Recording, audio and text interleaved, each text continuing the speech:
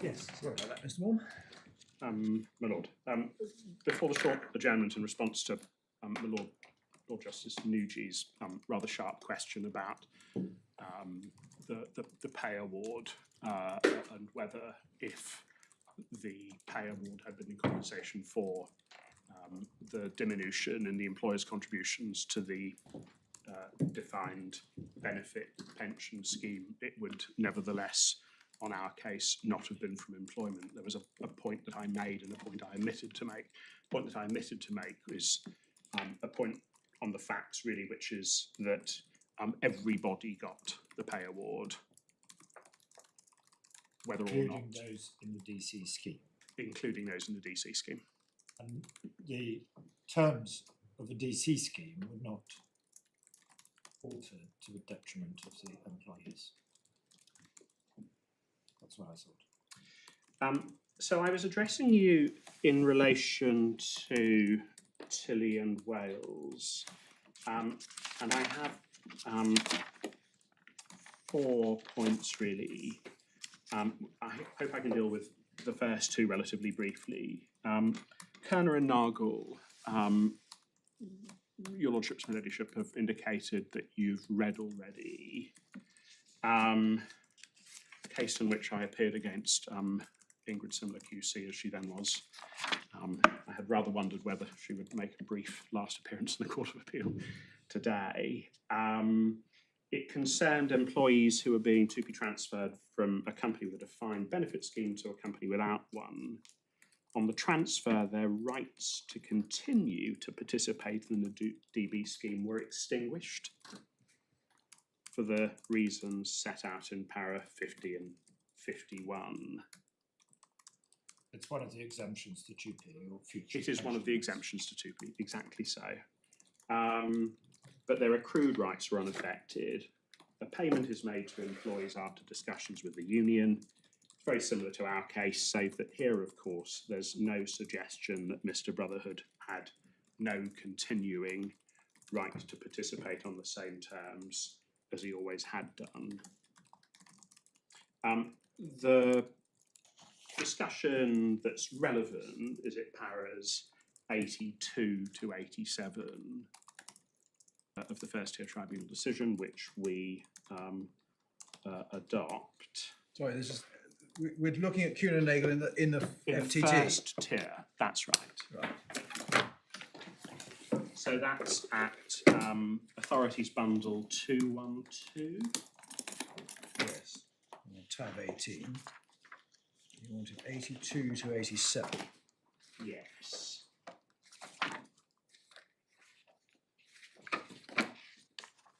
And if I just invite your Lordship's and Ladyship to read those paragraphs.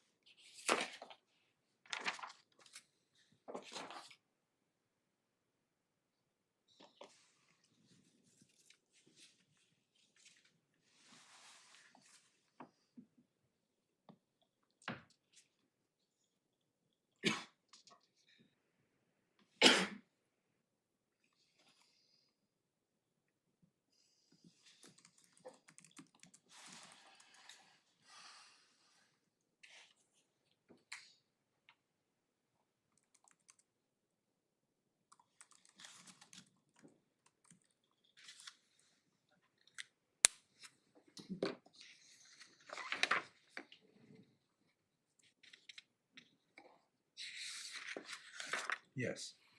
So obviously it's only a First-Tier Tribunal decision, but we say the reasoning is compelling.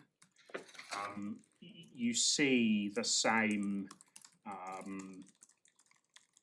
arguments, really, as in the present appeal about the relationship between Tilly and Wales and the replacement principle.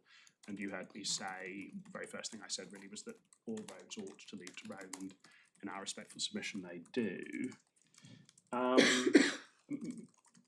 The issue isn't discussed in the Upper Tribunal or the Court of Appeal because both sides accepted that this analysis was right. And I can say that both sides accepted that this analysis was right, because if this analysis was not have been accepted by the revenue to be right, they could have appealed on this ground as well. The only issue inter se the parties in the Upper Tribunal and the Court of Appeal was this question of whether in circumstances where employees lose their rights on a 2P transfer, unions take objection and threaten to strike, and employer agrees to make a payment, you can identify one of those two reasons, either employer's direct desire to avoid a strike or removal of the pension rights as being the predominant reason for the payment. And I argued unsuccessfully in the Upper Tribunal, and someone else took on the mantle and argued unsuccessfully in the Court of Appeal that the real reason was that we lost on that. But if the revenue had thought that this analysis was wrong, they could have appealed on that basis as well. Well, they wouldn't have appealed because they won. Cross appeal. They could have, well, they would have put in, they could have put in a respondent's notice Yes. upholding the decision on other grounds, but they didn't have to appeal. Well, they yes, it would have been a respondent's notice. Entirely.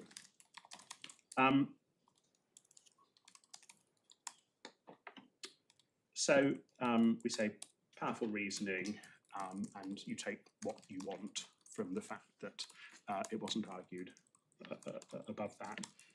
Hunter and Dewhurst, my second point. A lot to say about Hunter and Dewhurst. Obviously, it was a case about rights that were contingent. You may think it's a narrow contingency, but nevertheless a contingency. It plainly was in the minds of the House of Lords in Tilly and Wales. What I had written about the authority before reading Lord Justice Mackinnon's description of himself as being preferring to be happily oblivious to the case was that it exhibits a judicial attitude to relations inter, say, the state and individual, which is not the modern attitude. In other words, they're very, very tolerant of arrangements which may have had at their heart the desire to avoid income tax. And obviously we're not any longer in an atmosphere of enormous judicial tolerance to tax avoidance. It's not suggested in this case that anything artificially arranged in order to avoid tax. It's a question of what is the tax consequences of what is a perfectly commercial arrangement. There's never been any suggestion of anything being arranged for a particular purpose. Indeed, it may be that my clients would have been better off trying to identify a final salary member to take for the representative appeal for both sides. So there's no wickedness or skullduggery or tax avoidance or anything of that nature at all. It's a simple case about what is the tax treatment of the sum. Third point, again, which I can deal with quite briefly, is the replacement principle. At this stage in the argument, you have to assume that the payment is in compensation for lost contingent pension rights, because otherwise the principle in Tilly and Wales isn't before you at all, whether it is, of course, Milan and Friends' second ground of appeal. And we say simply, if higher pension payments coming out or contributions to pensions going in are not from employment, then neither is a payment made in lieu of them or to replace them. That's essentially what the House of Lords also said in Tilly and Wales. Milan and Friends said of Mayors and Hockey that it's self-evidently not an overarching principle. I think those were his exact words. We respectfully disagree. We think that the replacement principle, we submit the replacement principle, is the ratio, or at least part of the ratio, of Mayors and Hockey. And the only question really is whether you can identify the thing that the payment is in compensation of, or replaces, or is in vernaculous terms from. But the difficulty from your perspective is that the FTT did identify what it replaced.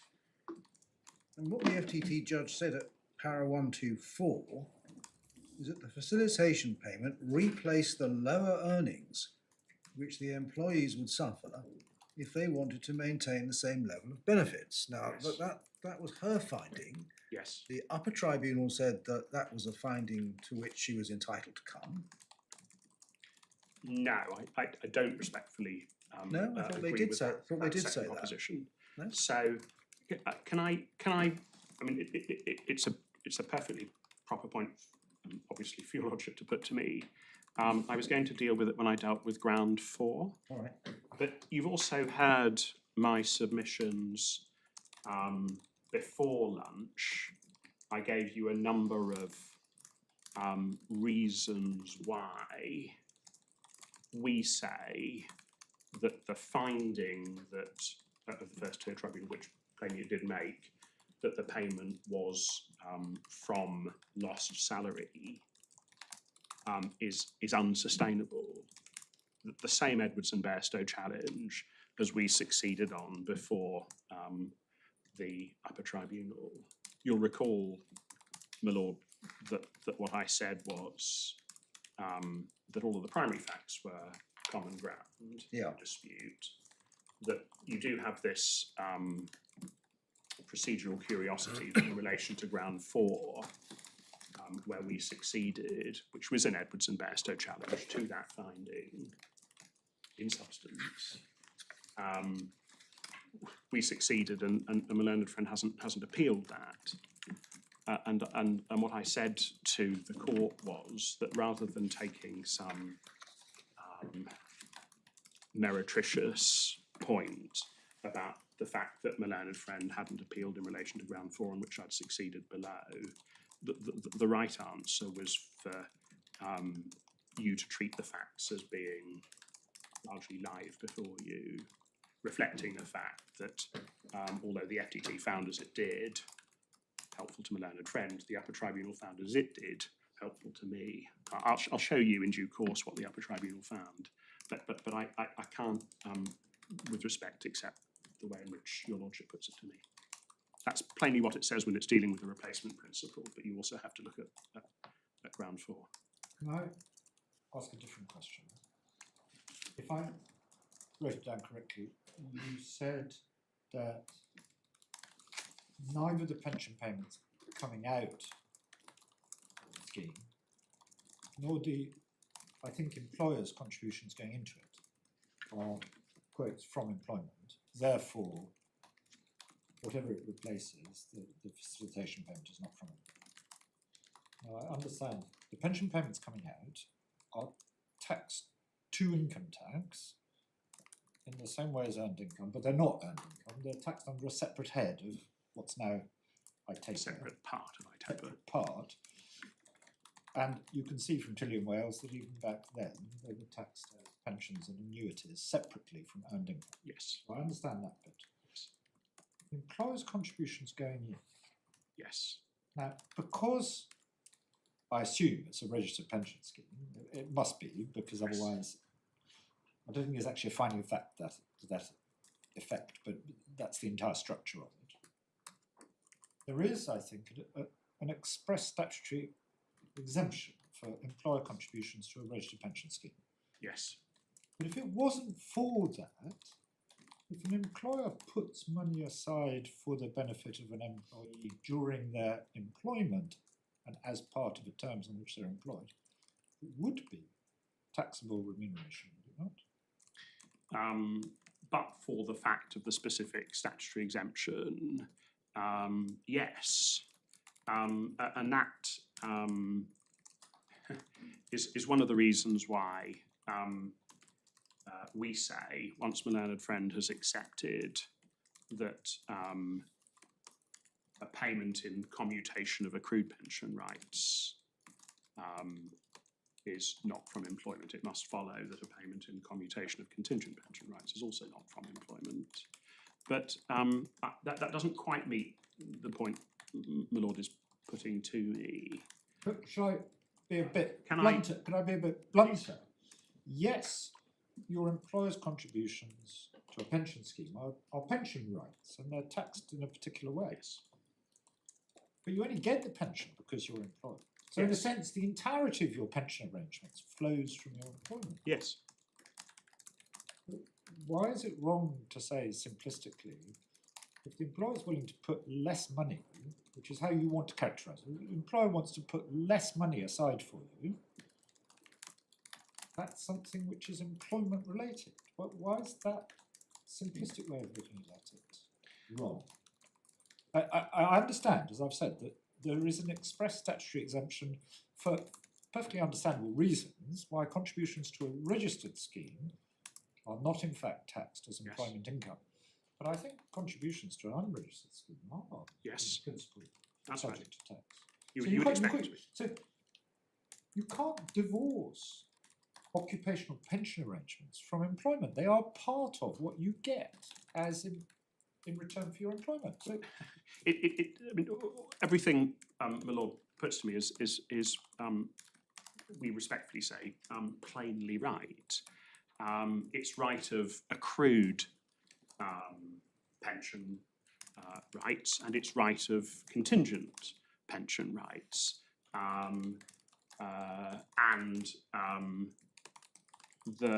There are suggestions in the First-Tier Tribunal's decision that the fact that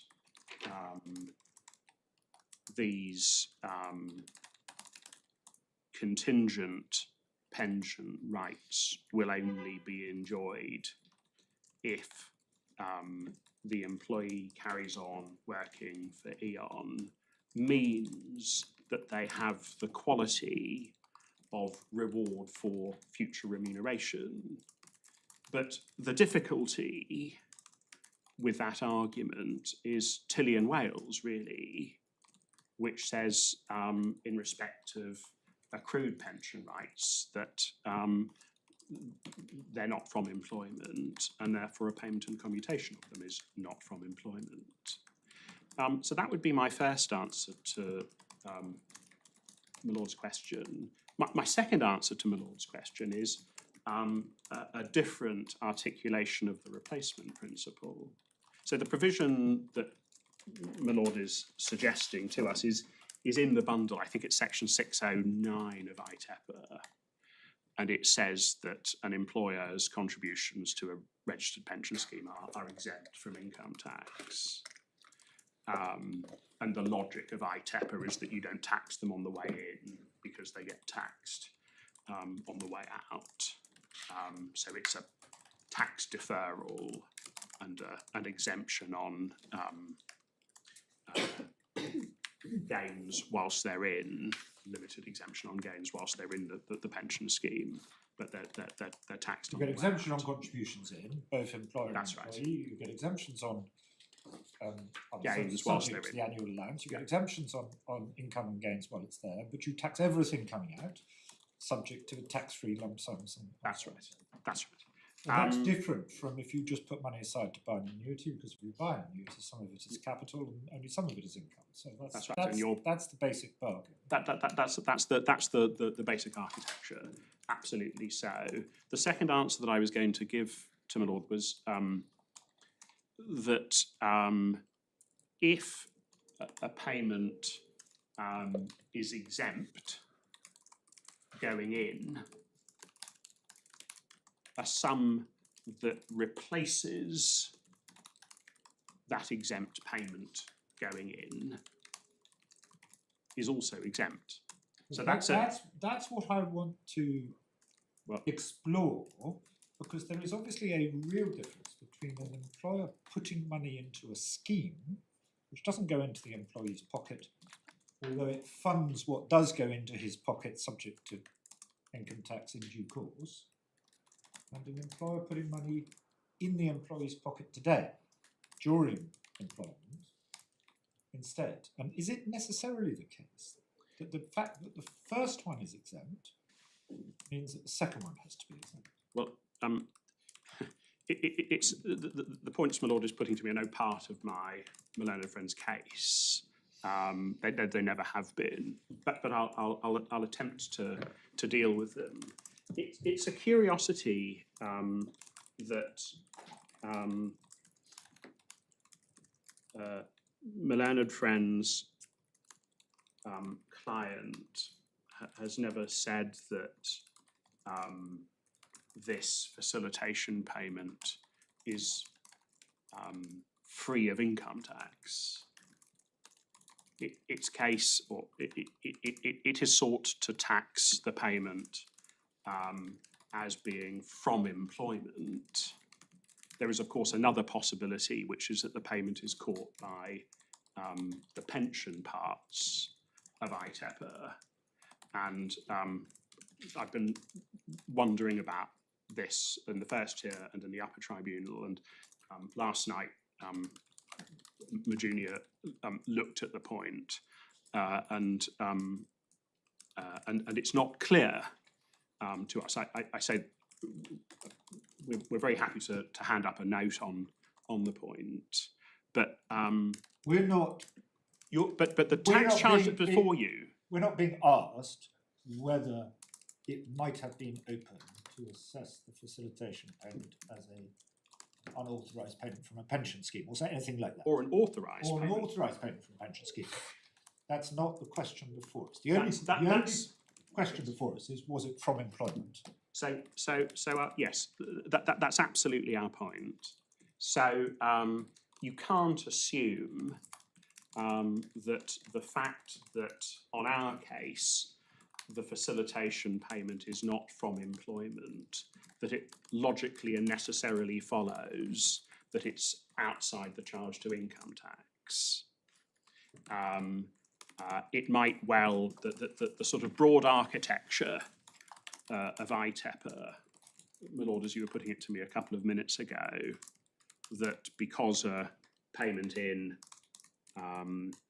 is, this was the point your lordship put to me, from employment but exempt, it follows that maybe a payment in commutation of that payment should be from employment because not exempt. Not exempt because it doesn't benefit from the same statutory Because it doesn't benefit from that statutory provision. And to that I've made a number of points. The first point is, first, it's not an argument made by my learned friends. Second point, it destroys the logic of Tilly and Wales in our respectful submission. Third point is that the question is fundamentally predicated upon a proposition that isn't before the Court of Appeal, namely that but for the payment, that unless the payment is from employment, it escapes the charge to tax. And the fourth answer to my lord's point is that the replacement principle would operate in those circumstances, because a payment in is exempt, it follows that a payment in commutation of a payment out is exempt. And that is how, or at least one example of how Mayors and Hockey is broader than Tilly and Wales. They're obviously not identical propositions. Tilly and Wales is a case about pensions. Mayors and Hockey proceeds from the premise that the House of Lords says is correct, that an enhanced redundancy payment is not from employment.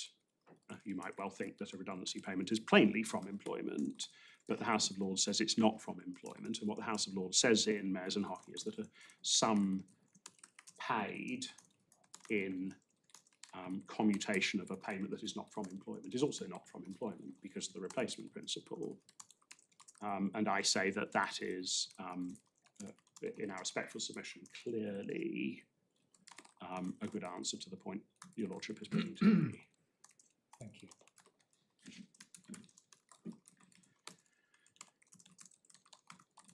So, I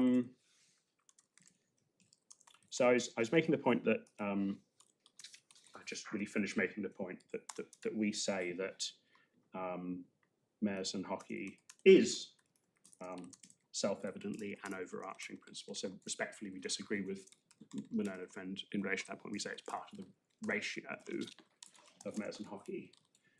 Fourth point, and this is the point really that we were just touching on, or adjacent to it. My learned friend says, well, this payment is really about rewards for future service, and all employer contributions to pension schemes are reward for service, and that doesn't mean that they're from employment.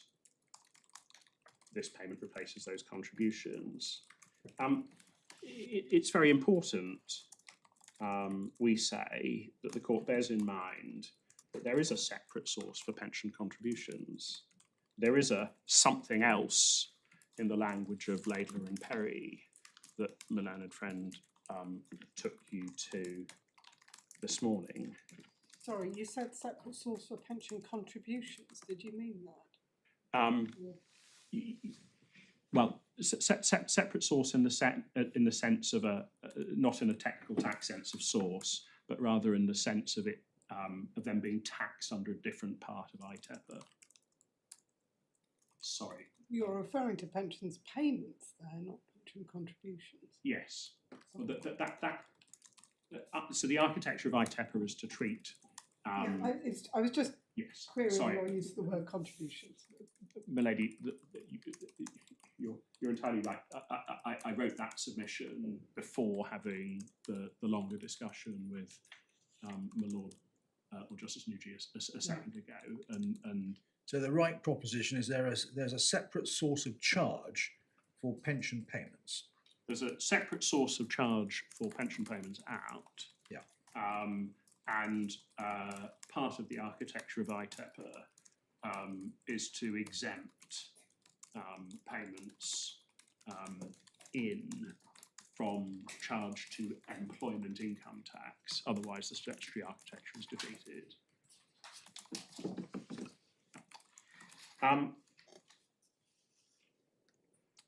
The FTT,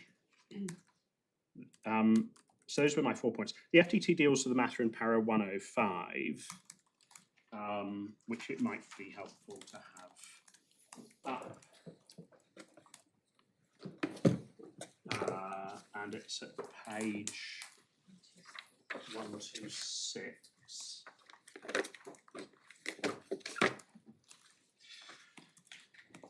And the FTT points out rightly that Tilly and Wales is an accrued pension rights case. But it is a curiosity that the FTT doesn't go on to consider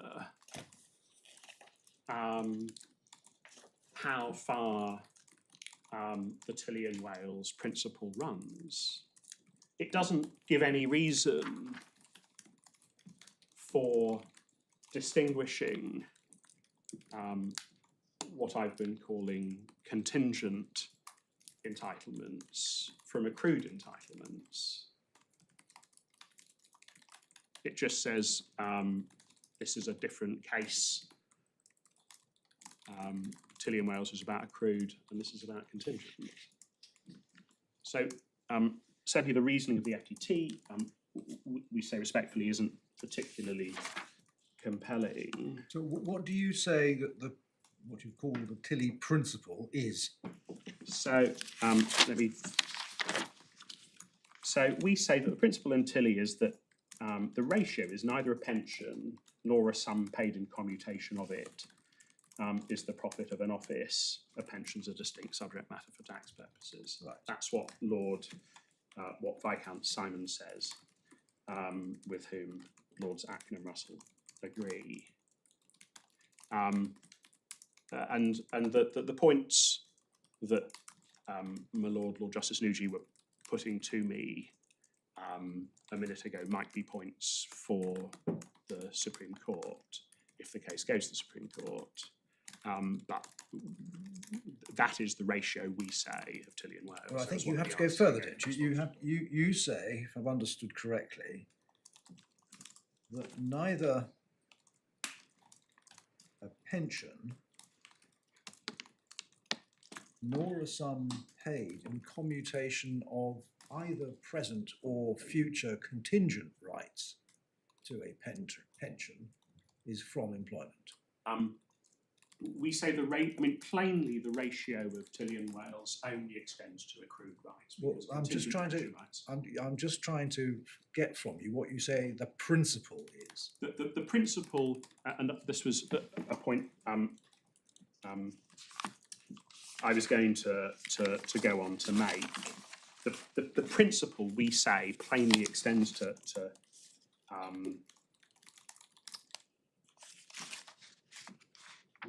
contingent rights as well.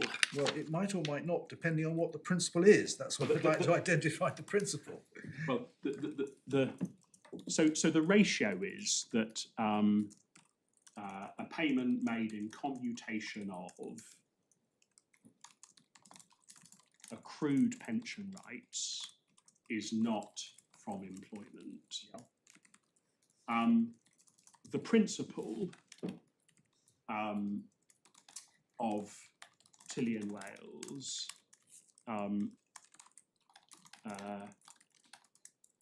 is that pension payments have a different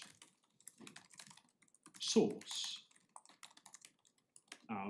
It's a statutory fiction, as my Lord Justice Nugee points out, but it's the statutory fiction erected by the drafter of ITEPA, and it's the statutory fiction that's expressed in the judgment of Viscount Simon in Tilly and Wales, as is common ground.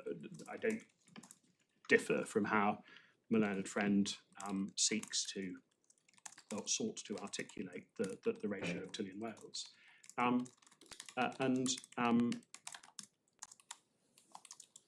We say there is no principled basis for treating contingent rights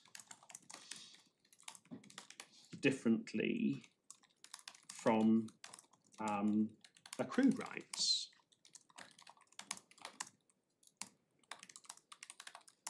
Accrued. Is it as simple as this? You say Tilly and Wales shows that pension payments aren't from employment, even if in fact they are. Hence, it doesn't matter whether it's past pension rights or future pension rights or hypothetical contingent pension rights. Yes. They're not from employment. Yes. And this is the second part, because of Mayors and Hawley and Tilly and Wales, if you get a payment even during employment from your employer to employment, which is in commutation of those pension payments, it follows they're not from employment either, however much you might think otherwise they would be. Yes. That's it. That's your case. Yes.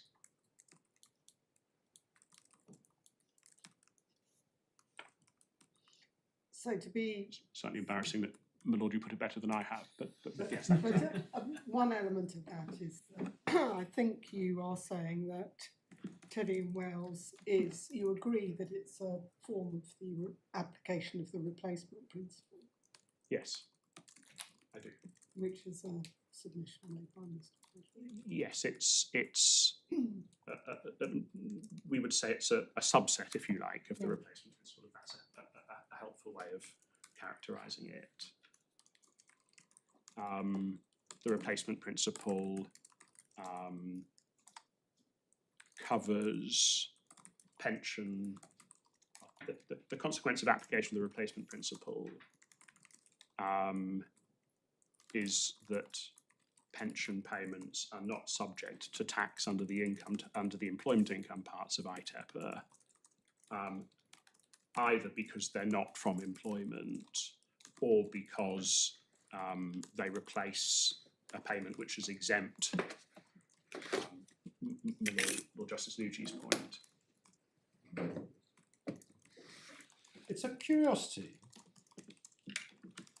that in Tilly and Wales there was a perfectly good ground for saying the pension wasn't from employment, which was that it was paid to replace a pension, which in turn was paid to replace royalty payments for a secret process, which had nothing to do with Tilly's service as an employee, but was to do with his ingenuity as an inventor. So there was a perfectly good ground for saying that none of the payments in Tilly and Wales were employment related at all, but that wasn't the point. It seems to have been in the Revenue's printed case, but not pressed in the House of Lords, and it's not the ratio. I share my lord's difficulty with Tilly and Wales, but although it would be interesting to carry on the discussion, the case that I'm advancing is a case that seeks to meet the points put by my learned friend, and that case doesn't require that I go beyond pointing out to you what I say the ratio of Tilly and Wales is, that you're bound by it without being rude about it, and that even if you're inclined to go beyond any of the arguments that have been rehearsed in the court today or below and look in more detail at the relationship between the employment income and pension parts, we say you still don't get to a different result.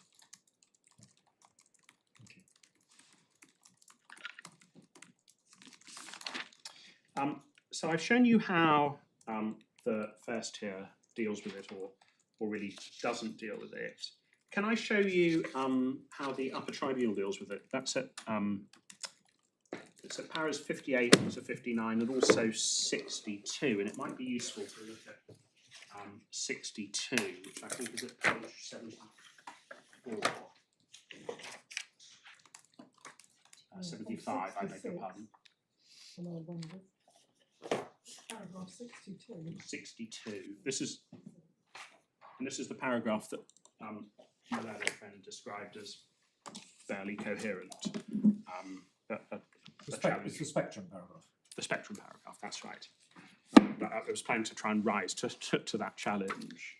So, and fundamentally what we say about 62 is that the Upper Tribunal is really dealing with two things there. It's dealing with a point put to me by my Lord Justice Nugee before the short adjournment, which is that talking about these rights as contingent is a rather clumsy shorthand for a rather more the sort of analysis that a Chancery lawyer might be interested in. So they've just talked about Kerner and Nagel, where there were no legal rights at all because they've been extinguished on the 2p transfer. So that's the context in which the Upper Tribunal comes to look at, or comes to say what it says in para 62. So it says, Standing back, it seems to us there's a spectrum of pension rights and expectations, and the tax treatment of payments in respect of those at play in the above authorities. At the one end are accrued pension obligations, which result in a current right to a specified sum, Tilly and Wales and Dewhurst. At the other are expectations of rights one might hope to get in the future. So the employees in Kerner and Nagel had a hope of future pension participation in a defined benefit pension scheme going forward, but those were extinguished on the 2p transfer. And in the middle are all sorts of pension-related rights, which, while they do not result in payment of pension, concern how a pension will accrue in the future. HMRC's stance in relation to the facilitation payment is at the accrued obligation end. The approach in Kerner and Nagel, FTT encompasses the full spectrum of rights and obligations. It seems to us that the facts of this case are in the middle. Mr. Brotherhood had an existing right to get a pension predicated on a certain level of future contributions, to top up beyond 40% predicated on a certain level of future contribution. These were, in substance, rights to do with how his pension would accrue in the future. We think the principle established by Tilly certainly extends to payments in respect of existing obligations of these sorts. So that's really the key sentence. However, even if the technical legal analysis is that what the retirement balance category members had did not constitute legal rights because they were subject to rules changes which did not in terms require member consent, but encompassed related rights arising out of rights to be consulted on changes and expectations on future accrual terms, there is no reason in our view to draw any distinction in treatment. We see no difference in principle between the characterisation of sums paid in respect of loss of accrued pension rights on the one hand, and sums paid in respect of a diminution in the practical value of expected future benefits on the other. In both cases, the sum is from something else and not from employment. There's also a reference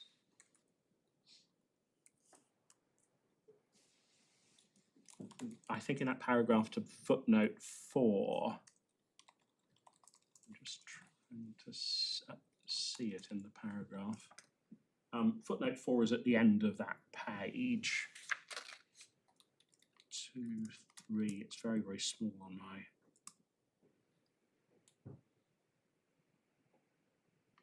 yeah, so it's at the top of page 76. And if you look at footnote 4,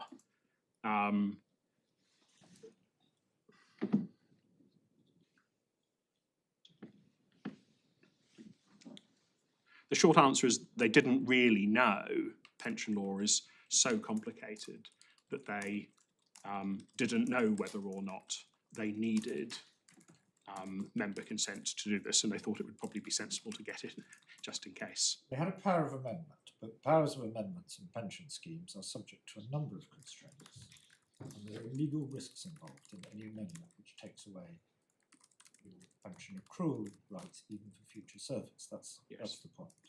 So UT doesn't attempt to identify whether those risks did or didn't exist, but simply that E.ON perceived there to be legal risks in the exercise. Yes, and so once you see that, you can see how it makes perfect sense to talk about a spectrum from accrued rights to just a hope, with these facts sitting in the middle. Anyway. Do you understand the sentence which at first blush seems to be topsy-turvy, which is the one in the middle, which says HMRC's stance in relation to the facilitation payment is at the accrued obligation end?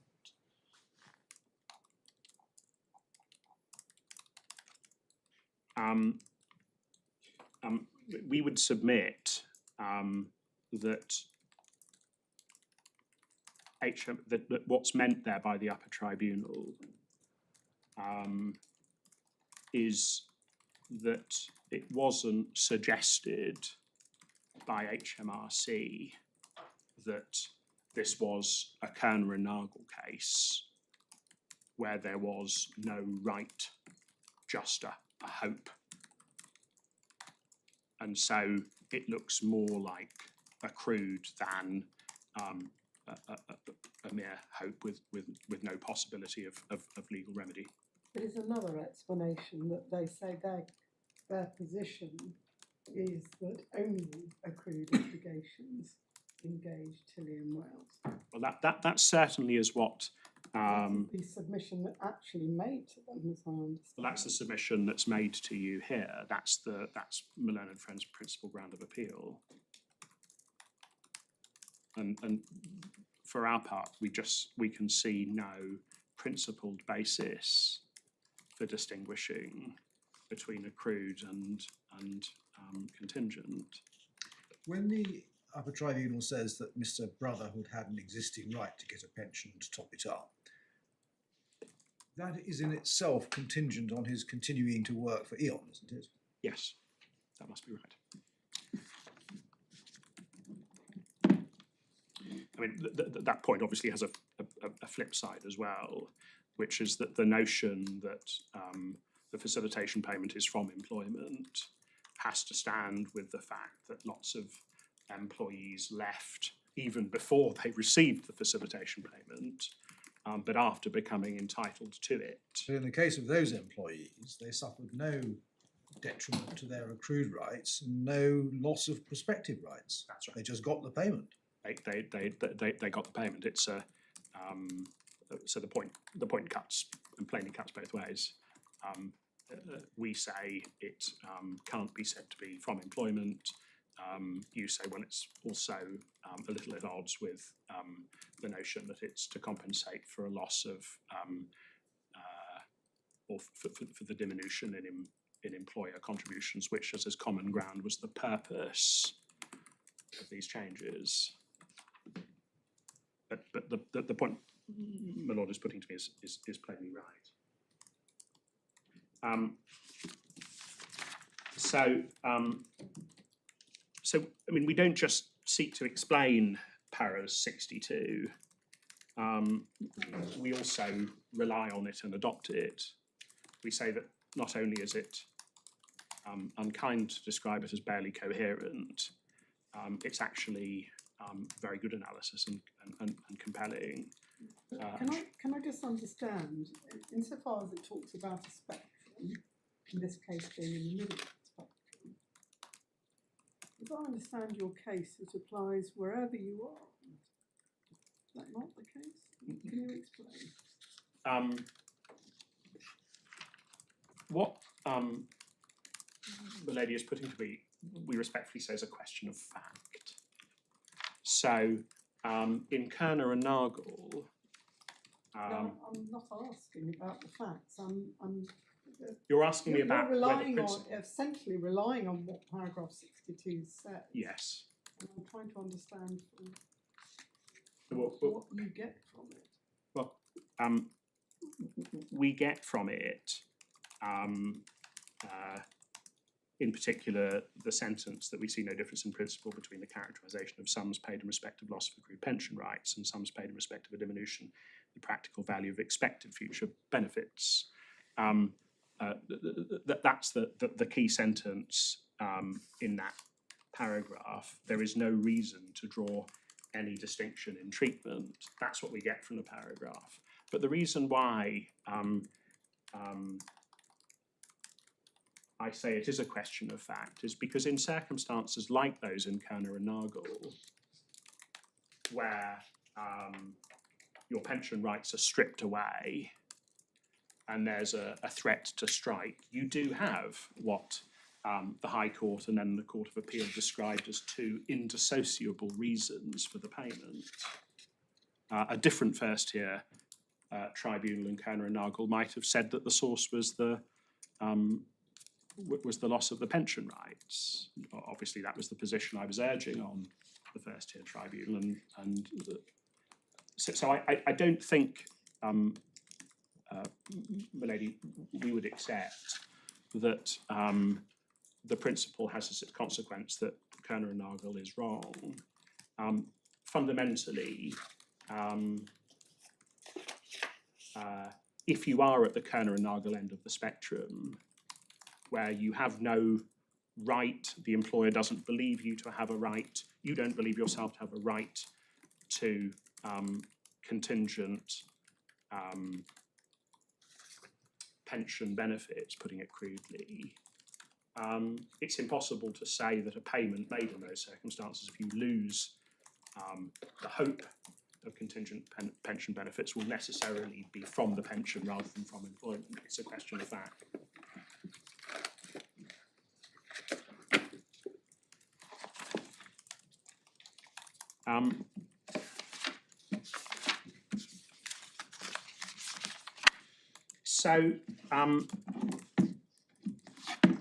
There are then a couple of points which I can deal with very briefly in our respondent's notice. The first point, and the first point is this point about paragraph 8 in the First-Tier Tribunal decision.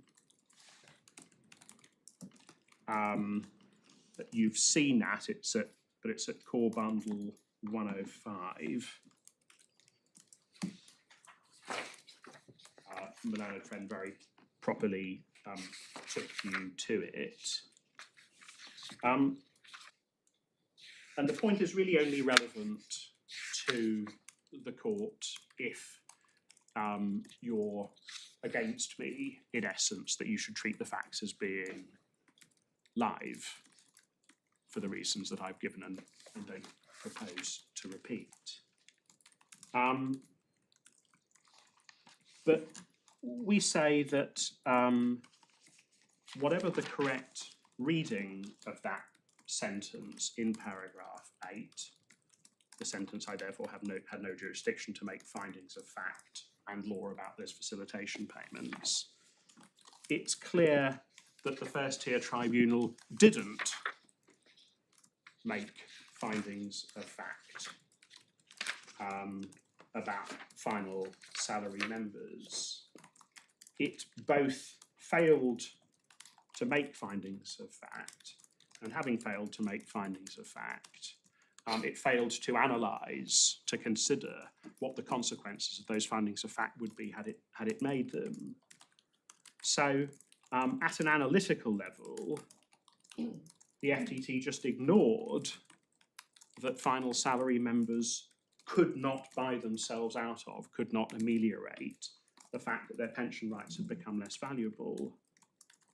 That's at an analytical level. But even before the sort of discussion bit of the judgment, we can't find any reference in the decision to the FTT even finding it as a fact, let alone analysing what it means if it is a fact. I think the FTT said, all I've got before me is an appeal in relation to Mr. Brotherhood, so I'm not going to find facts in relation to the final salary scheme which don't arise on his appeal. Well, that's what we respectfully say the FTT did as well, and it's an error of law. Because why is it an error of law? It's an error of law because the changes were changes to the were changes to the defined benefit scheme, not to the retirement balance bit. They were changes to the whole defined benefit scheme. That scheme had two groups of members. One was retirement balance members, and the other was final salary members. And once you appreciate, so there were two parts of the same scheme, they were negotiated in parallel, the same facilitation payment was made to both of them, exactly the same.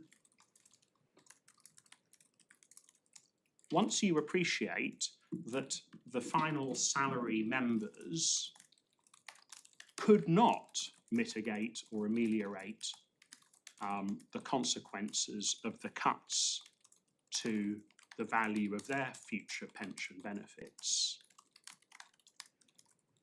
you appreciate that it is, putting it at its lowest, unlikely that the purpose of the facilitation payment was to compensate for lower income.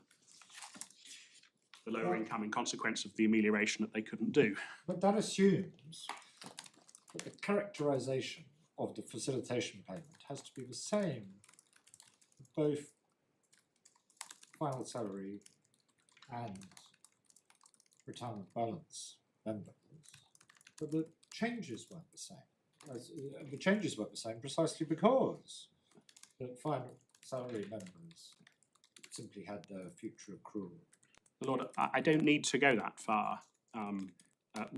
We say that in circumstances where the changes, as the tribunal found, were to the defined benefit scheme, the desire of the employer was to reduce the cost of the defined benefit scheme. The changes were negotiated together. The same facilitation payment was made. The tribunal has at the very least to ask itself the question whether its analysis in respect of the facilitation payment made to retirement balance members can stand with what the facilitation payment made to final salary members was from. And plainly it can't.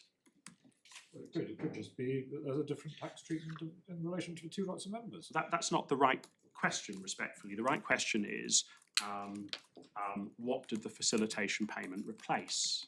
Yes, and again, the answer could be different in relation to the two different members.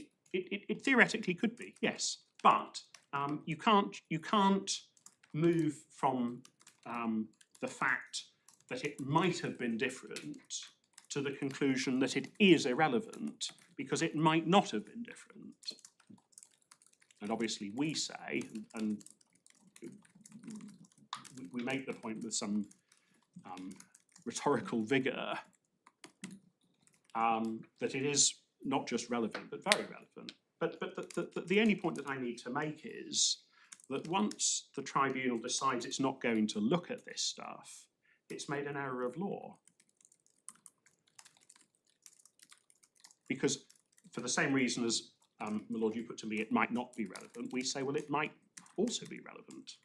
And it's not a purely theoretical relevance. It is a lively, muscular possibility of relevance. I'm not taking a, I hope I'm not taking an undergraduate point. Thank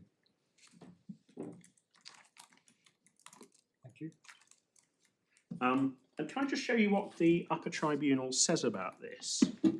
So it deals with it, first of all, at para 23 and 24 of its decision, which is at core bundle page 68.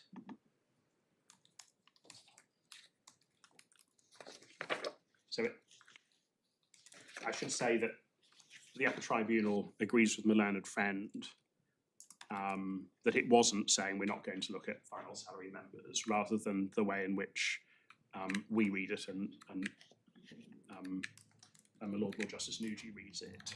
But at 23 and 24,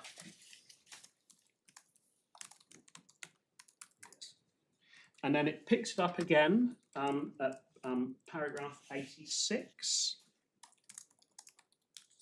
which is at core bundle page 82.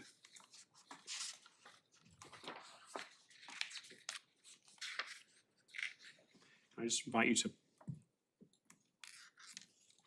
read 86. And really it's the final sentence of 86.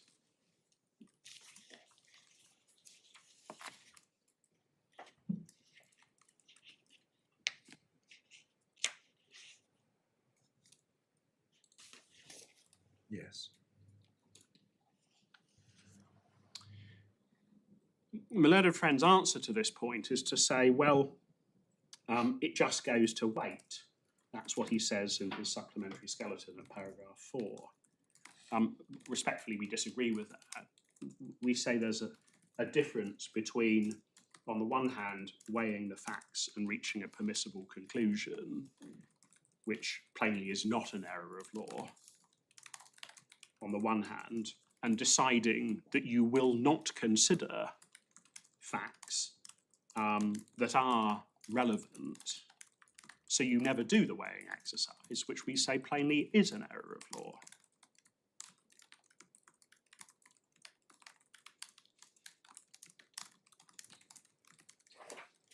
It really is striking. We say that this stuff just never finds its way into the First-Tier Tribunal's decision. No findings about it and no discussion of those findings. If it had made the appropriate findings and concluded, well, we've considered them and we just think the final salary members' facilitation payment was for a different reason, then that would be unchallengeable. But they don't do that because they wrongly direct themselves in law as to the relevance of those facts. So that's the first respondent's notice point. The second respondent's notice point is the replacement principle, and we've largely dealt with this already. Can I just show you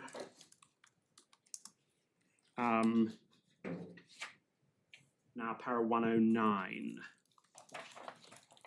of the Upper Tribunal's decision, which is at core bundle page 88.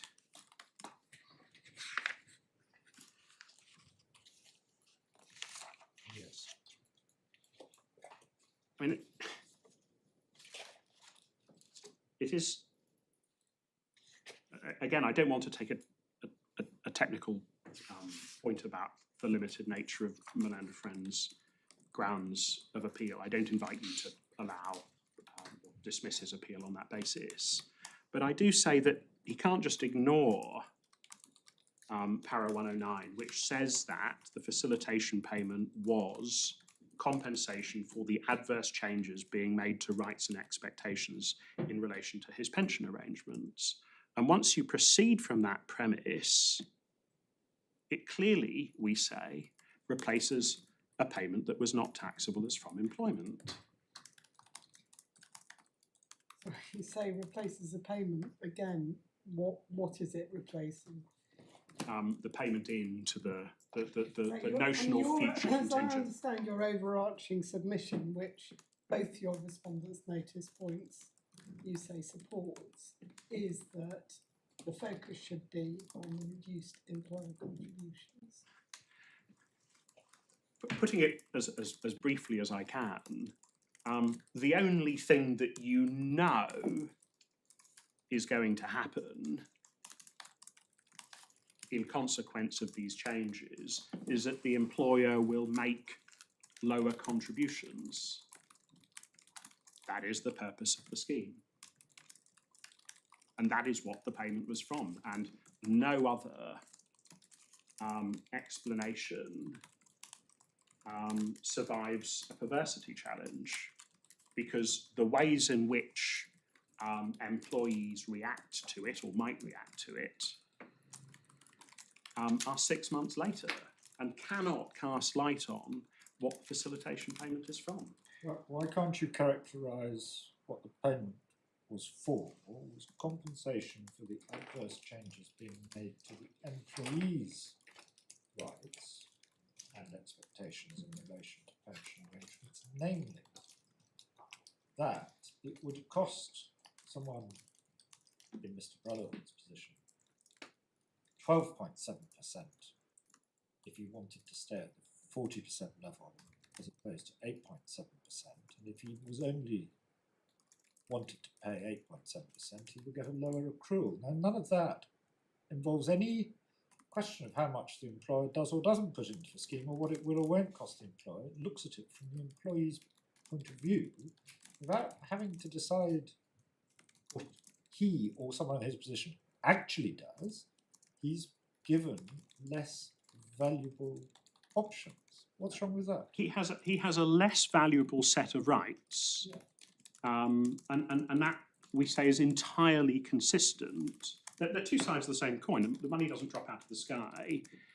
It either comes from the employer, or it comes from the employee. And we know that the consequence of the changes on the date the agreement crystallises in law is that the employee's rights are less valuable because the employer has reduced his contribution. So the point that you're putting to me... Well, no, I'd put it the other way round.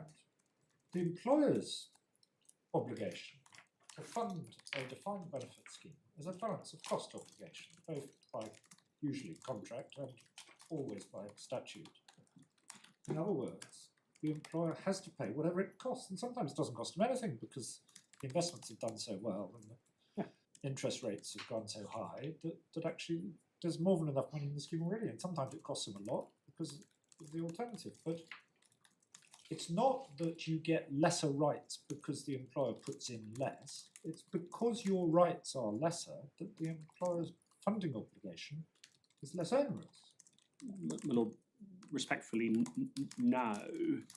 There are clear findings of fact that the purpose of the changes was to reduce the burden on the employer. I don't have any difficulty. And I don't have any difficulty with that at all. Having less valuable pension rights for your employees costs you less as an employer.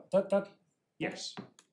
That's precisely because your obligation is to pay what's necessary, is the balance of cost obligation. And indeed, one of the tribunals, I don't remember which, actually says at one point, the employer's obligation is exactly the same as a matter of legal obligations to pay whatever's necessary for the balance of the cost. It comes out at a lower figure because the employee's rights are less valuable. I'm just pushing back against your suggestion that the reason the employee's rights are less valuable is because the employer's paying less in.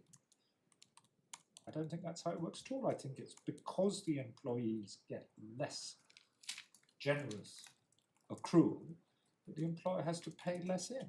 I'm not sure it really matters, but I certainly don't think it's the right way round to say we're paying less so you get less. Well, you get less, therefore we have to pay less. In our respectful submission, it makes no difference whether you analyse the effect of the changes as being that the employer has to contribute less, or the employee has to contribute more, or the rights are less valuable to the employee. However you analyse it, and all of those analyses, all of those statements are perfectly, we respectfully submit, sustainable. It remains irrelevant what 6 months later the employees do or don't do. That's the point. And of course, my Lord is right to say that but for funny arrangements with banks, if E.ON had done nothing, changes in gilt yields in the last couple of years would have meant that the pension was massively overfunded.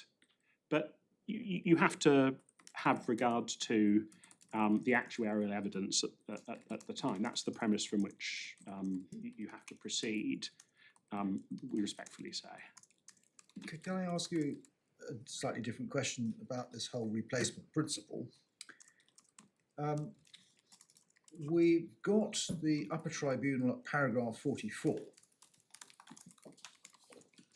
Amendments, my Lord Mayor, I've got a very old computer. There they conclude that the FTT's view of the better approach being replacement of earnings was at least defensible. The employee had to pay a specified percentage more in contribution out of the employee's earnings. They weren't bound to find that, but that's what they did find. And as I read what the Upper Tribunal they were saying that was a perfectly justifiable finding of fact. They pick that up again at paragraph 81, subparagraph 3.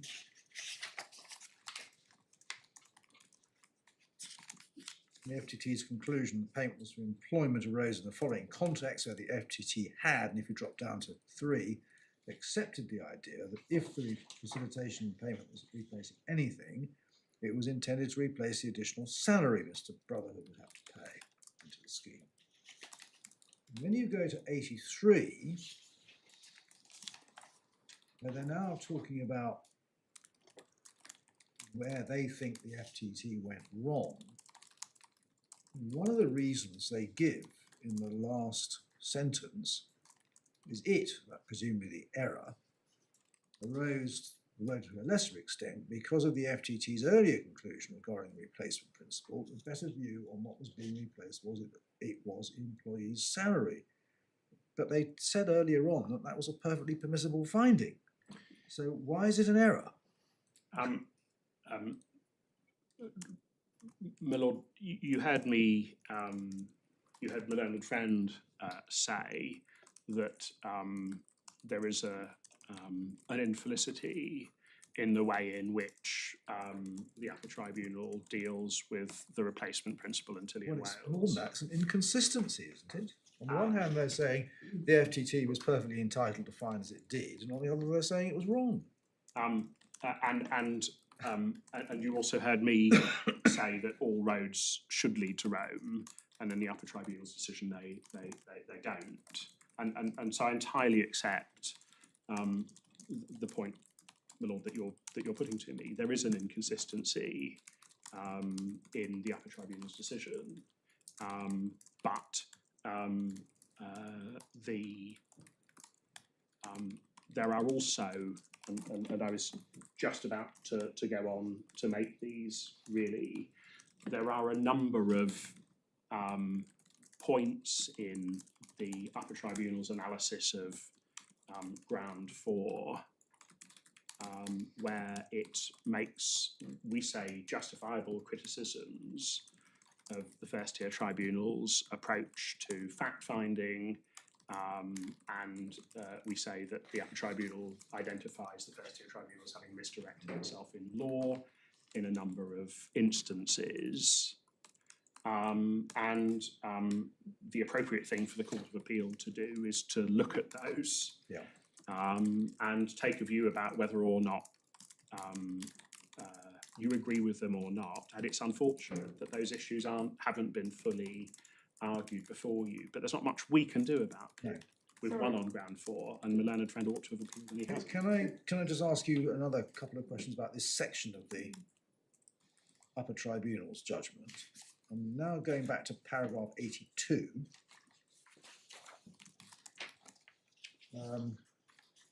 They say towards the bottom of the page, not entirely clear, the FTC may have been prepared to consider the 40% top-up could present another reason if it did. Plain the FTT considered it did not detract from the employment reason being the substantial cause of payment, and per Kuna, that was enough for the test to be met. Now, in Kuna and Nagel, as I understand it, there were 2 reasons for the payment. One was to stop the strike, and the other was to do with pensions. And it was sufficient that one of the reasons was from employment.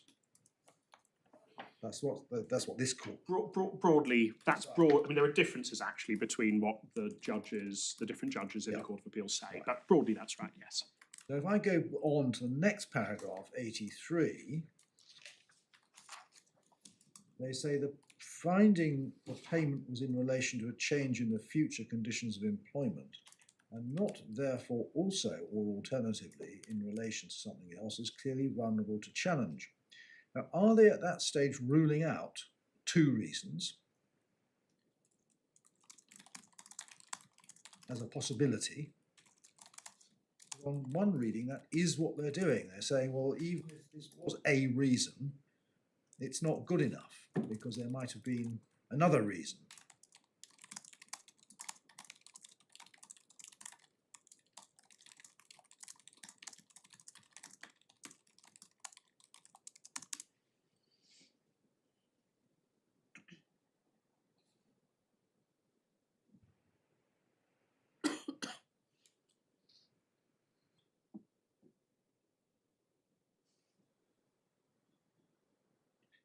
I'm unable to assist, I'm afraid. So I find these paragraphs quite difficult to understand. And for our part, so do we. but we say that the Upper Tribunal nevertheless identifies a number of errors of law in the approach that the FTT takes. They are not. Well, let me come on to make those points, which really are the final points. In that context, can you just go back to your point earlier that ground 4 you say was an Edwards and Bairstow challenge? My rereading of the Tribunal's analysis of ground 4 keeps coming back to Tilly and Wales and their view on Tilly and Wales. So I'd be grateful if when you go through the points you're going to make, you can just bear that observation in mind. Yes, I'm grateful for that indication. And perhaps we could start at para 83.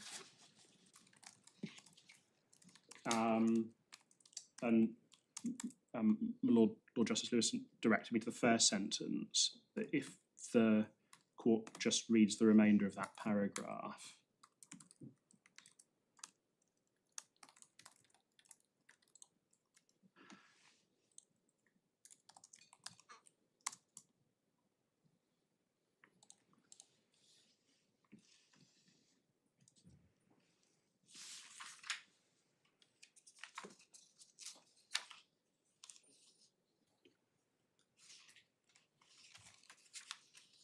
Yeah, I think that echoes the point that I was putting to you. FTT wrongly omitted to consider that a reason or an alternative reason, not the reason.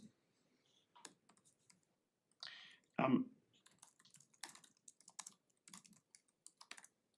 don't at the moment see how that squares with Kuhn and Nagel, where they say 2 reasons, one of which is substantial is enough.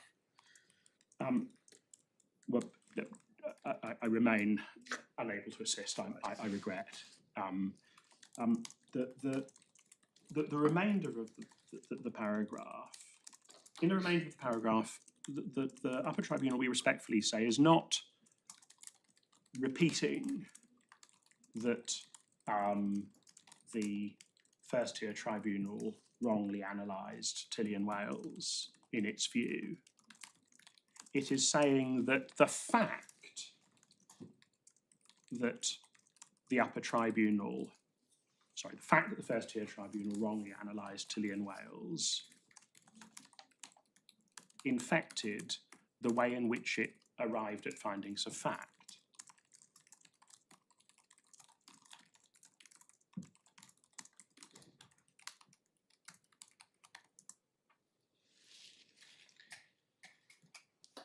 So that's para 83. I beg, and then if you go on to paras 85 and 86.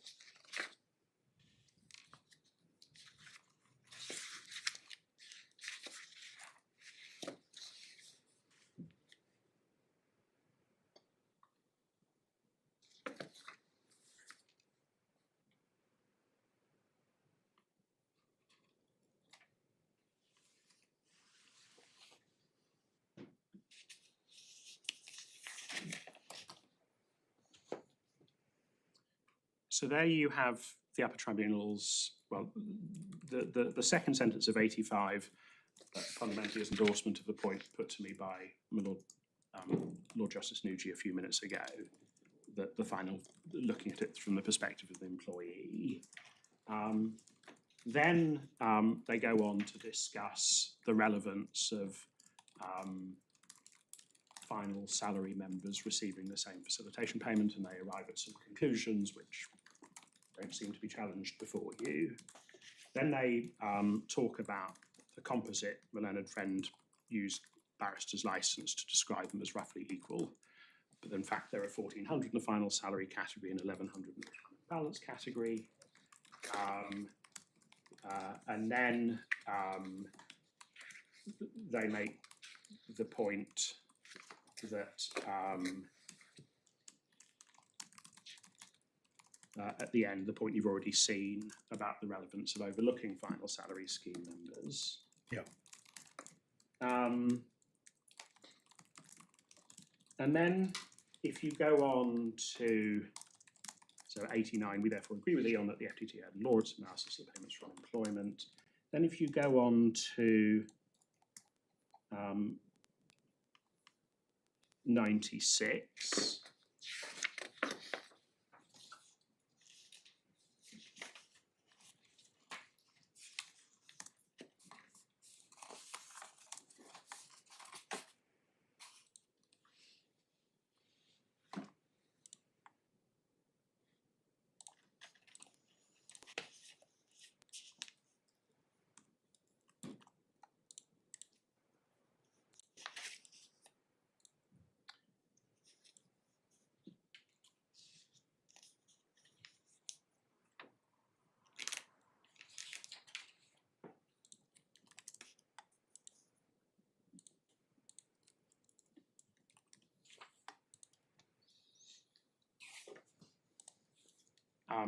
and at 96, you read something different from how my learned friend characterised the effect of the FTT gathering enthusiasm throughout its judgment for the notion of the facilitation payment being part of an integrated package that was negotiated. The Upper Tribunal, we respectfully say, is they're concluding that that affected the way in which the Upper Tribunal found the relevant facts. So it is it's not enough for my learned friend just to say he doesn't rely on that ground anymore. It remains material. Yeah. It makes the facts live, if you like. Just on a point of detail, the way you have been putting your submissions can't support paragraph 96(1) describing the ratio in Tilly. You have said that the ratio is restricted to accrued rights, but there is a principle which emerges, which is not part of the ratio, which extends further. And that, you say, is what Judge Hellier decided in the FTT at Kuhn and Nagel. Is that right? I don't think so. So I wrote down what you told us the ratio was, and I think it was accrued rights. That is, we say, the ratio of Tilly and Wales. This was a case about contingent rights. The First-Tier Tribunal thought that the ratio of Tilly and Wales didn't extend to contingent rights. No, I'm just quibbling with what the Upper Tribunal say in the parenthesis. In our respectful submission, what the Upper Tribunal is here saying is that the First-Tier Tribunal was wrong to treat the ratio of Tilly and Wales as extending only to accrued pension entitlements. But whether you describe it as the ratio or the principle, the sense of what the Upper Tribunal, and yes. I hear my Lord's point, that the sense of what the Upper Tribunal here is saying is we respectfully say clear. It's saying that because the First-Tier Tribunal erred in not reading Tilly and Wales as being about broadly contingent pension Yes. rights. It excluded those as a possible source for the facilitation payment, and that infected the way in which it found the facts and approached the from question. So when you remember Edwards and Bairstow, it talks about findings of fact that are just plain perverse and findings of fact that are infected by misdirections as to the law. So this was why I was describing my ground 4 as fundamentally an Edwards and Bairstow type ground. And then finally at 103, so here it's decided, I should say, by 101 it's decided that there is an error of law in the FTT's treatment of the from question. It makes at the start of 101 the point put to me by Milady that Tilly and Wales and ground 4 are linked, and certainly I agree that they are linked, but we don't agree with what my learned friend says, that they're essentially consubstantial, the same point. And then it's considering whether it should remit the decision to the FTT or remake it. And at 103,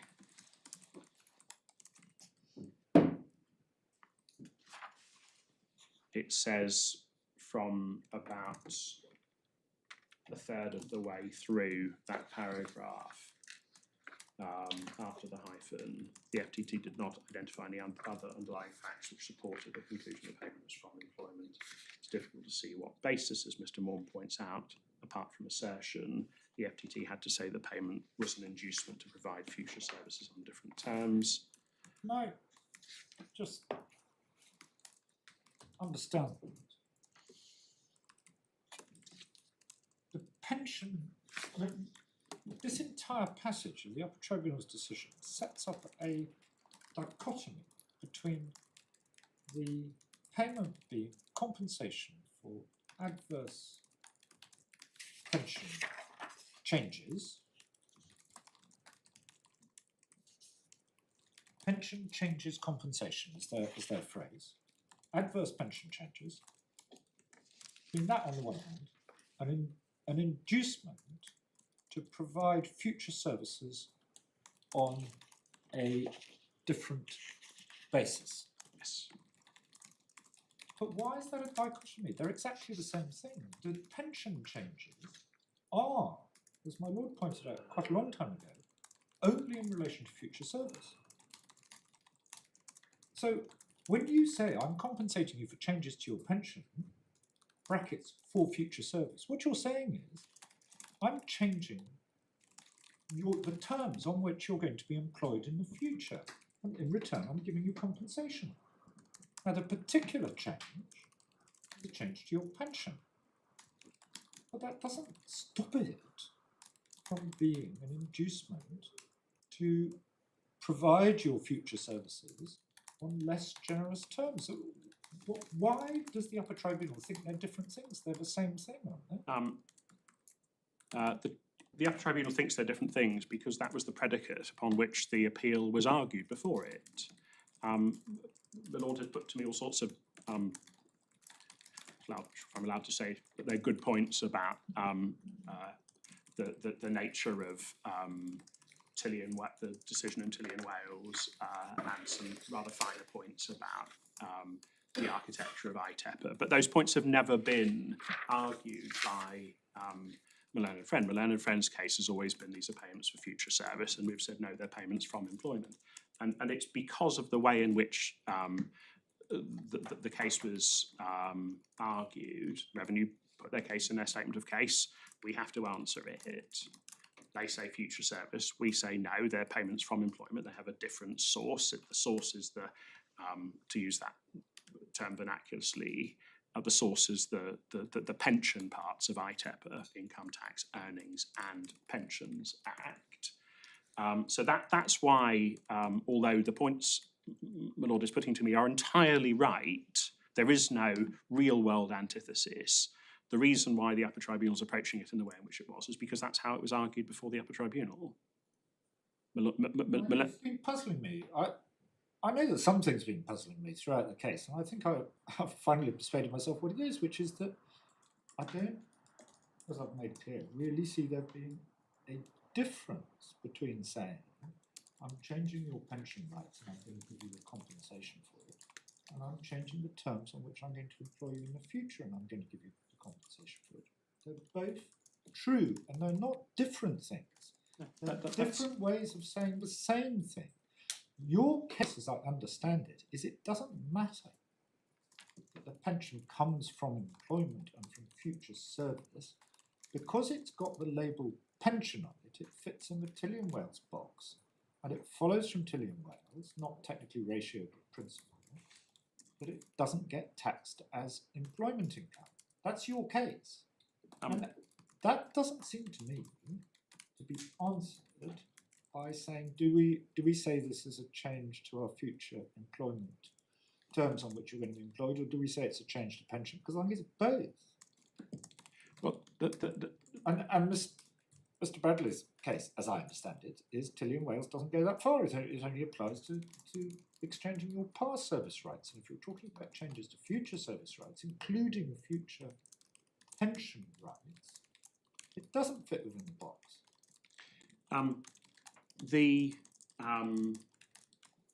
My answer to the point is the 4 points that I made to you when first we discussed it. So you've used a shorthand. I just need to kind of note that our analysis is much more sophisticated than the shorthand.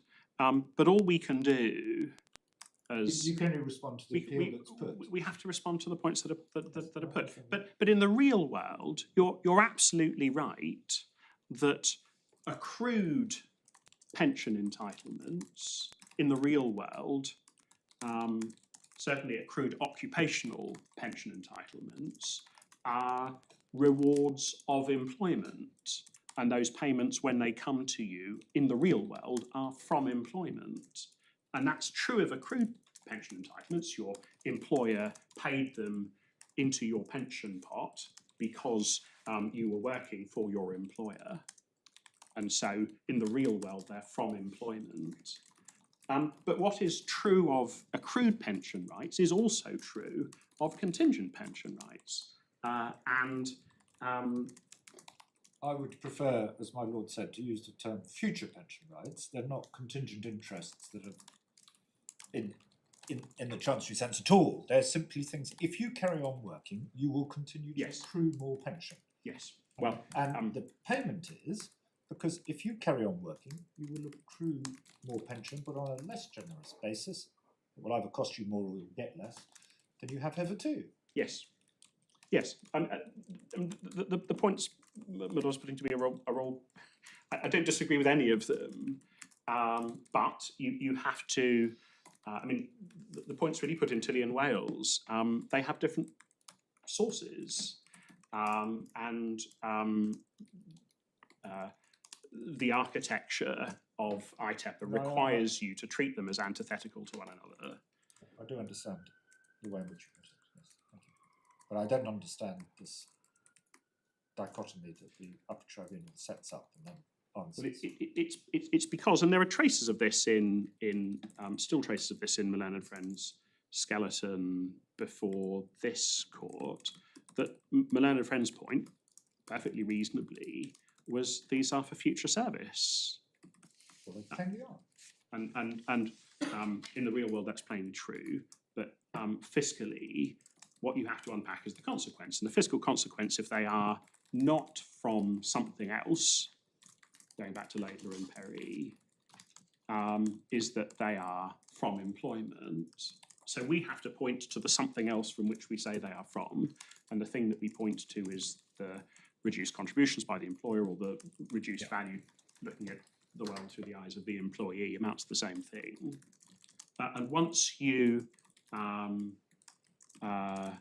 understand that that's the different way in which the case was put below, arising in consequence of the statutory fiction erected by ITEPA, you arrive at an answer to my Lord's question about why the Upper Tribunal described them in terms antithetical to one another, whereas in reality they're not. Yeah. Thank you. Right.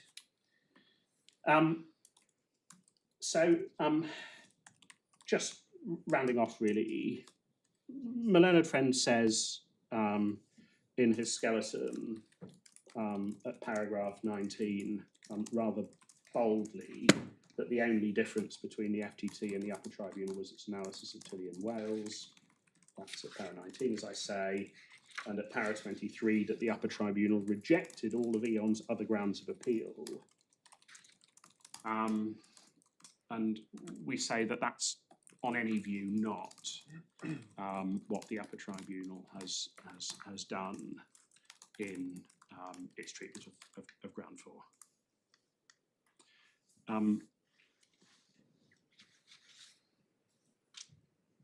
Unless there's anything further with which I can assist. Christopher. Thank you very much, Mr. Moore. Mr. Brad, did you wish to reply? Just on a few points, my lord, if I may. The first thing I wanted to deal with, since we've just been talking about it, is this apparent dichotomy drawn by the Upper Tribunal between pension changes compensation and inducement to future service. I respectfully adopt what my Lord Justice Nugee said, that is a false dichotomy. The only reason the dichotomy makes sense within the context of the Upper Tribunal's decision is that the Upper Tribunal believes that Tilly and Wales says if you can label it as pension changes compensation, it's not from the employment. So that's the only premise on which the dichotomy makes sense. Now, apart from that, there were two topics I wanted to cover in reply. The first is to do with what my learned friend described as ground 4 of the Upper Tribunal's decision, and the second is to do with what he said the ratio and principle and so on of Tilly and Wales were. There are two, on the first of those points, there are two things going on in the Upper Tribunal's decision, as there are in any appeal governed by Section 12 of the TCEA.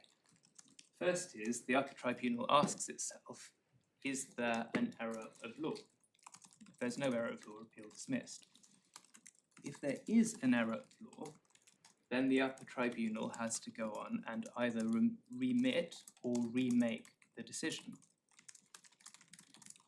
And in this case, the Upper Tribunal decided to remake it. So what happens is that having found that there's an error of law, the Upper Tribunal then goes on to remake the decision by considering de novo, as it were, whether this payment was from the employment. And that is what is going on in paragraphs 101 and following of the Upper Tribunal's decision, as indicated by the heading, remaking decision. And my learned friend is quite right to say that we have not appealed that particular part of the Upper Tribunal's decision. That is to say, it's no part of our case on appeal that even if the Upper Tribunal was right to say that the FTT had made an error of law, we are now going to launch our own Edwards and Bairstow challenge to what the Upper Tribunal said at paragraph 101 and following. All we're saying is the Upper Tribunal doesn't get to do what it does at 101 and following because there was no error of law in the FTT's decision.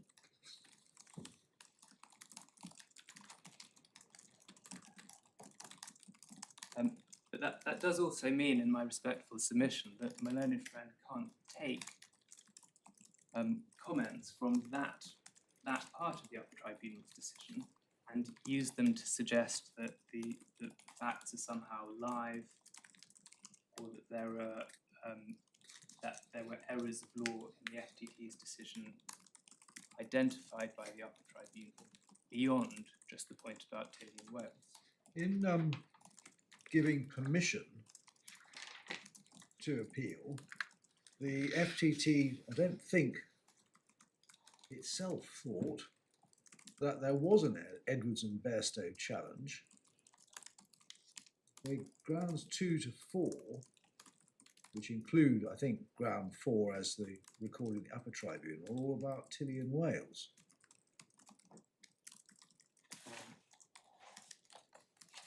Application of case law on the replacement principle and whether a payment is from.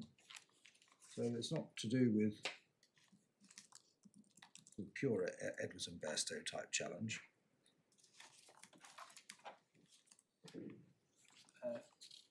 Yes, I would. I agree that the FTT did not perceive E.ON's grounds of appeal against its decision to be raising that kind of challenge. Yeah.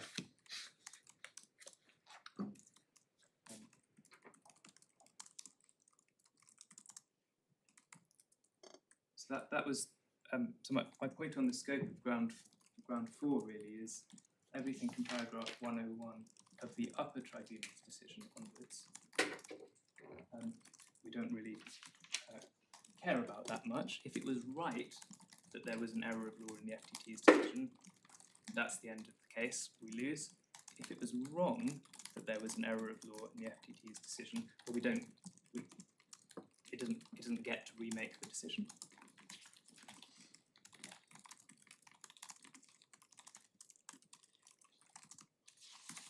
And everything else said under the heading of ground 4, i.e. everything before paragraph 101, is dependent on the Upper Tribunal's view of Tilly and Wales.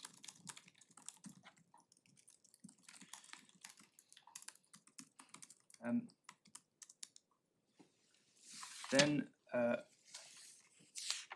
as to what Tilly and Wales decides, learned friend said plainly the ratio is limited to accrued pension rights, so that appears to be common ground now.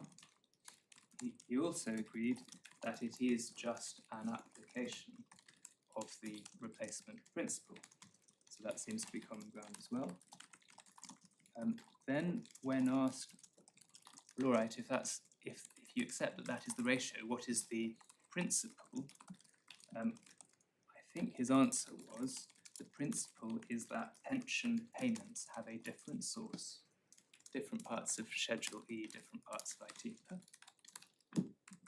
But one has to be very clear about what one means by pension payments, because that expression could describe two things. It could describe the payments made by the employer into the pension scheme by way of employer contributions. It could also describe the payments made from the pension scheme to the employee after the employee's retirement. It's only in the second sense that pension payments have, quote, a different source.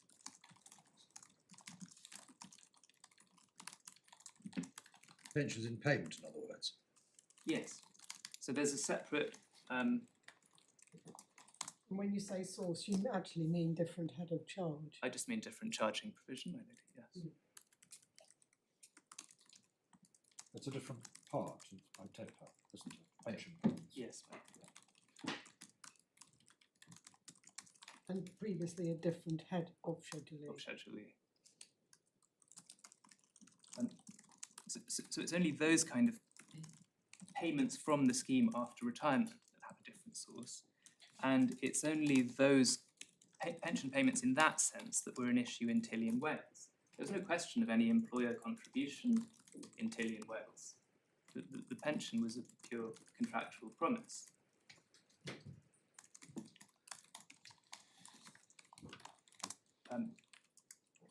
But when one asks, what does my learned friend say the facilitation payment replaced, it is expressly not payments of pension after retirement. It's the employer contributions.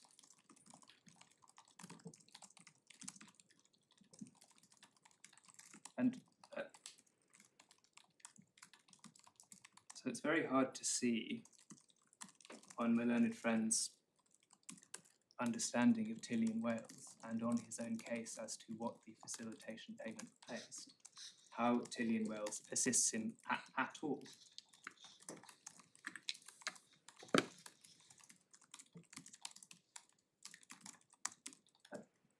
As for the proposition that the facilitation payment replaced employer contributions, I've already made my submissions on that. The FTT was not obliged to adopt the replacement principle. It wasn't obliged to apply the replacement principle in that particular manner. If somehow I was wrong about all of that, so that as a matter of law, it was necessary to hold that the facilitation payment replaced employer contributions, that would then take one on to the very interesting point raised by my Lord Justice Nugee, which is that employer contributions are plainly from employment. The reason they're not taxable is not because they're not from employment, it's because of a specific exempting provision. And then the question would arise, should the replacement principle apply in the same way to these two situations? One, where the payment being replaced is just not from employment, and two, where the payment being replaced is from employment but is exempt by virtue of a particular statutory provision.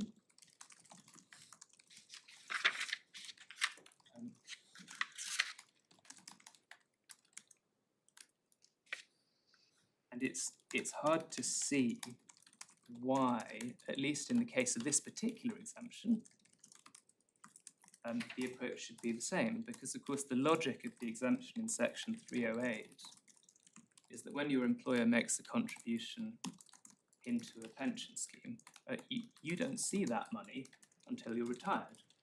And you're then taxed on it. And you are then taxed on it when it becomes on what you get. What you actually get from the employer's contribution to an occupational pension scheme is a pension, and that is taxed.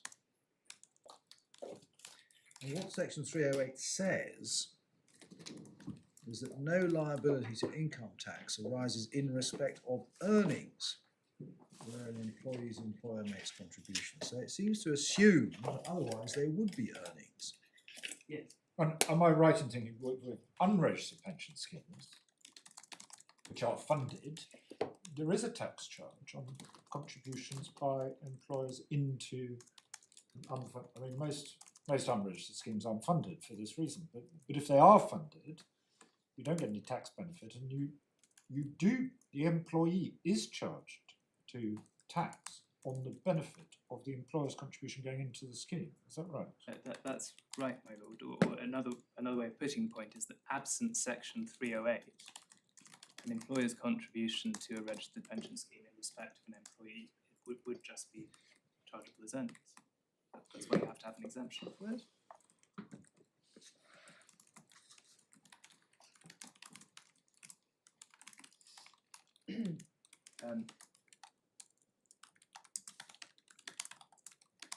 Now,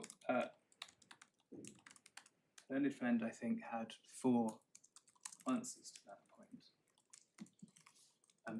The first was to observe that I haven't previously argued it, and I'll say at once that that is factually correct. I'll come back later to whether it's legally relevant. Obviously, my main submission is we don't even get here. The second point was to do with Tilly and Wales, but as I've already explained, Tilly and Wales was about payments coming out of the pension at the end. The third point was, I think, the learned friend said that this whole discussion was premised on the idea that unless the facilitation payment is from employment, it would escape the charge to tax. I suppose it is premised on that, but it seems to me that's clearly correct. I can't see how it would be charged to tax otherwise than as employment income. And then the fourth point was by reference to Mez and Hawkey. The reason the redundancy payment would not have been taxable in Mez and Hawkey was not because of any specific statutory exemption. If one reads the judgment of Lord Wolfe on that particular point, what his lordship says is the redundancy payment isn't from employment on general principles. He doesn't say there's an exempting provision.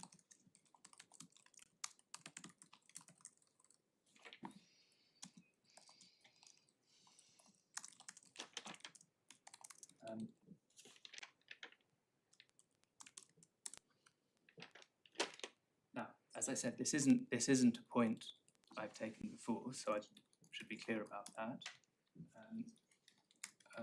In my submission, we don't really even need to go there because there was no obligation on the FTT to deploy the replacement principle anyway, still less to deploy it in this particular manner.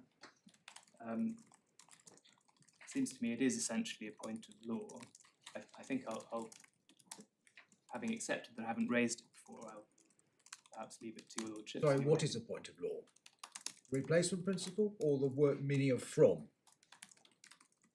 No, the question whether the replacement principle, to the extent one applies it at all, should apply in the same way in a situation where the thing being replaced is the subject of a specific exemption, and the situation where the thing being replaced is not from the employment at all.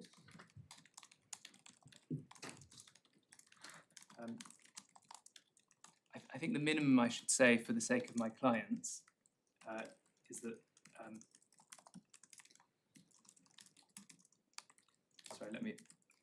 I'm formulating a sentence in my head which involves too many negatives. we don't concede the obverse of that point, if that makes sense. Not accepting that if the replacement principle is a general principle, and if what is being replaced could only properly be characterised as the employer's contributions to the scheme, which are now not going to be made, it follows that because such contributions would, if made, have been exempt, it follows from the replacement principle that the facilitation payment is also exempt. That's what you're not accepting. That's right. Thank you very much.